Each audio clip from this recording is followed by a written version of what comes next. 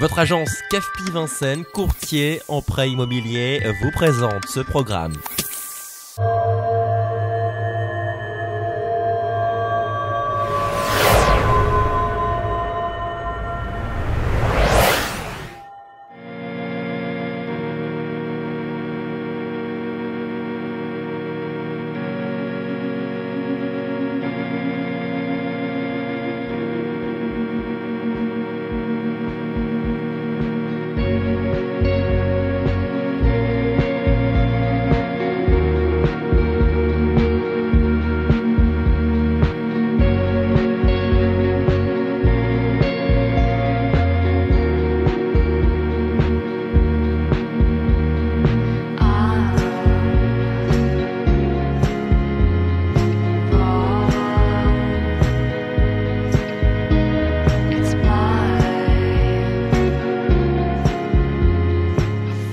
Quand mon père a racheté Pinder en 83, pour vous résumer rapidement, on hérite de tous les numéros d'animaux, les éléphants, le numéro d'animaux exotiques avec les chameaux, avec les lamas, les zèbres, la cavalerie avec les chevaux, et puis le groupe de tigres qui était un numéro composé à l'époque avec 7 tigres.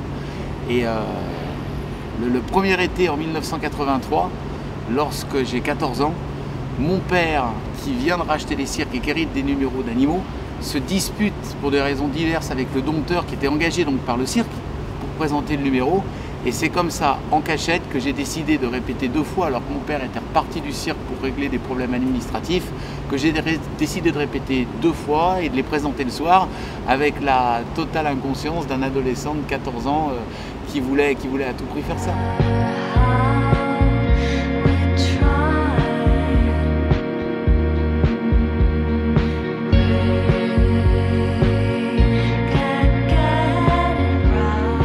C'est ce qu'a voulu faire papa, que je sois un petit peu vendu comme une star américaine. Les Américains d'ailleurs chez Barnum aux États-Unis ont été très intelligents pour faire pendant plus d'une 50aine d'années la vedette du cirque Barnum qui était Gunther Gebel-Williams, parce qu'il était vendu entre guillemets et présenté comme une star de la chanson ou comme une star du cinéma. Et c'est ce qui faisait en quelque sorte marcher le business chez Barnum aux États-Unis, parce qu'on allait voir Gunther avec les lions, avec les tigres, avec les éléphants, avec tous les animaux. Et c'est ce qu'on fait ni plus ni moins avec moi, et aussi avec ma sœur Sophie Edelstein et ses grandes illusions maintenant. Si vous avez peur, il faut faire autre chose. Après, je pense que la patience est très importante, que le feeling avec les animaux est très important, et indiscutablement, il doit y avoir une part de talent et aussi une part d'expérience qui est indéniable. Et encore une fois, je dis merci à Dicky tous les jours, parce que l'expérience de Dicky, elle me permet, si vous voulez, de gagner des années et puis de gagner du temps sur toutes les choses que je veux faire.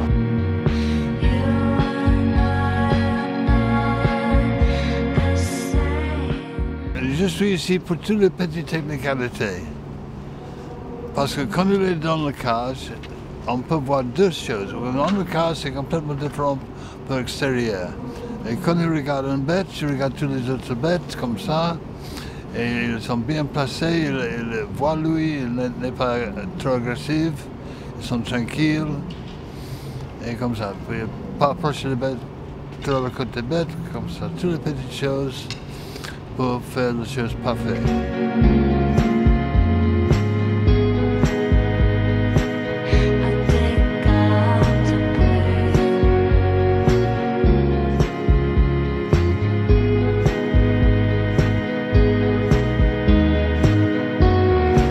S'il n'y a pas une véritable complicité et s'il n'y a pas une véritable imprégnation de l'homme avec l'animal pour obtenir quelque chose, vous n'obtenez rien.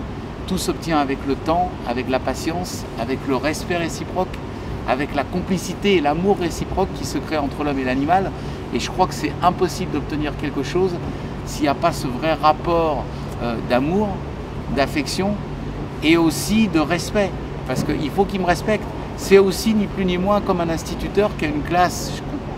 Je compare très souvent mon métier à celui d'un instituteur qui a une classe qui est composée avec des élèves, à la fois des garçons, des filles.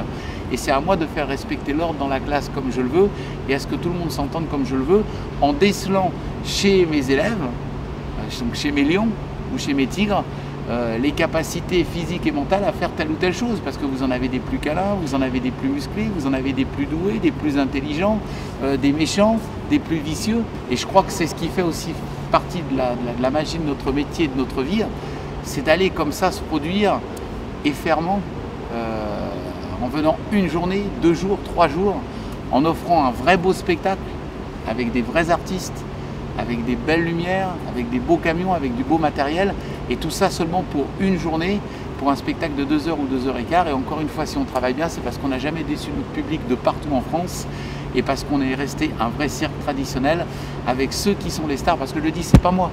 Ceux qui sont les stars cette année, c'est mes lions blancs, et c'est tous les animaux qui composent notre spectacle. Tout le monde est important. Tous les gens qui démontent ce chapiteau tous les jours quand on est en tournée, tous ceux qui conduisent les camions, les chauffeurs, les mécaniciens, les peintres, les soudeurs, les cuisinières, qui font 120 repas le midi, 120 repas le soir.